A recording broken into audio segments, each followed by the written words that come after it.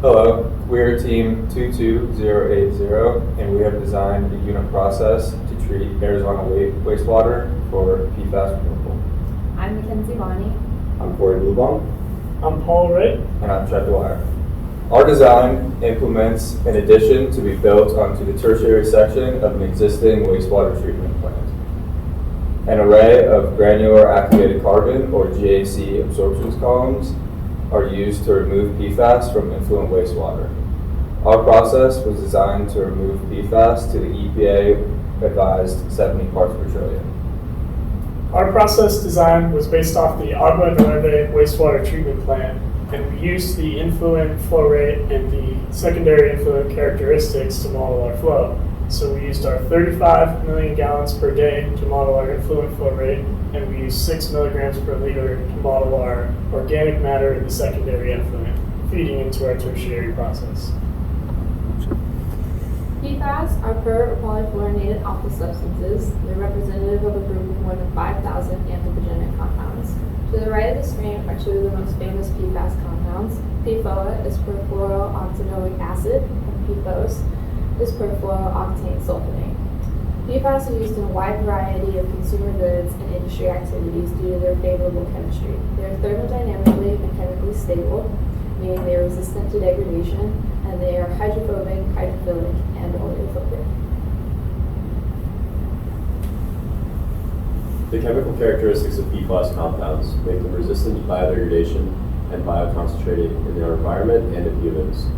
PFAS is currently labeled as an emerging contaminant of concern, and the known health effects include endocrine disruption, and they are labeled as an EPA suspected carcinogen. Currently, our wastewater treatment plants are not equipped to treat PFAS compounds, and most current proposals are both energy and economically extensive. This past semester, we conducted proof of concept experiments utilizing the pictured experimental apparatus. It included a peristaltic pump to flow our influent into our packed GAC column with a void space of 240 centimeters cubed. The effluent tube is S-shaped to control the outgoing flow rate. Our influent consisted of environmentally relevant 1,400 nanograms per liter of both PFAS and PFOA in a millicube water base. At the conclusion of our experiments, we utilized liquid chromatography and mass spectrometry to analyze for remaining PFAS content of our effluent. Our first proof of concept experiment was to gauge removal efficiency across relevant retention times. These included 10, 20, and 40 minutes.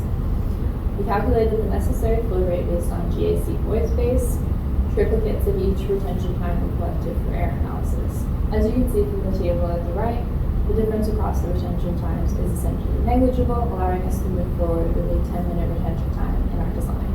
This allowed us to make key design decisions like column size, as well as the number of columns necessary to properly treat our flow. Our second experiment was conducted over a 7-day period and meant to observe breakthrough and competition for absorption sites between our two PFAS compounds. As you can see from the table on the right, we saw complete removal for both compounds over the 7-day period, and therefore this experiment did not yield any effective results that could be used in any modeling. In order to correct these errors, we proposed that the column depth be lowered below the critical depth in order to ensure breakthrough occurs, and the influent PFAS concentration be increased. This is our proposed process flow diagram for our unit treatment process for PFAS. Here at the influent, we have 35 million gallons per day of wastewater supplied to our 3 treatment blocks, which each consist of 5 absorption columns with 1 redundant per column, for a total of 18 columns with 15 online at a time. A 40% bypass is sent to the effluent stream that does not need to be treated. 1 booster pump for each of the 3 blocks supplies 1,000 gallons per minute to each of the absorption columns. These absorption columns are cylindrical pressure vessels that are downflow reactor beds, and each of these is packed with 65,000 pounds of GAC, which is expected to last 26,000 bed volumes or 6 months. Once the carbon has been exhausted, a regeneration stream is sent back through, which removes that exhausted carbon and sent to our regeneration process. This is our proposed process flow diagram for our regeneration process. After the GAC is exhausted in the adsorption process, it is pumped as a slurry to the regeneration facility. slurry is pumped to a dewatering unit where it comes out at approximately 95% solids and 5% water. The additional water is recycled back to the headworks of the facility. This slurry is then pumped into a rotary kiln where the regeneration will take place. A heated steam air supply is injected into the rotary kiln to remove contaminants from the adsorption sites and to decompose and destroy contaminants as they are removed. A flue gas emission is then scrubbed to ensure we are in compliance with the Clean Air Act. The GAC that is regenerated in this rotary kiln is then pumped into a regeneration storage tank, where it is blended with approximately 10% more makeup carbon. The reason for this is that 10% of the GAC is burned off during the rotary kiln incineration process. An average regeneration rate of 5,000 pounds per day occurs throughout the whole year in this regeneration facility to ensure that we have enough GAC to keep the adsorption process going all year long. As for the economics of our process, this is the utility usage breakdown between our two process flow diagrams. The majority of energy usage is utilized in the regeneration process and the pumps that feed our adsorption columns.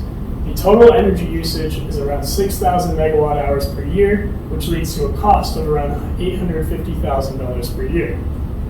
To implement our process, we'll have a total capital cost of around $11 million.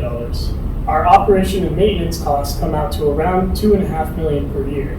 When you factor in a 40-year design life and a 4% interest rate, this leads to an approximately $17.50 sewer bill increase per year for our customers. This comes out to around 5% of their current bill, so it's a small cost to pay for getting rid of the PFAS from their wastewater. In conclusion, our proposed design for a tertiary add-on to an existing wastewater treatment facility using GAC absorption columns is an effective method for removing PFAS from Arizona wastewater.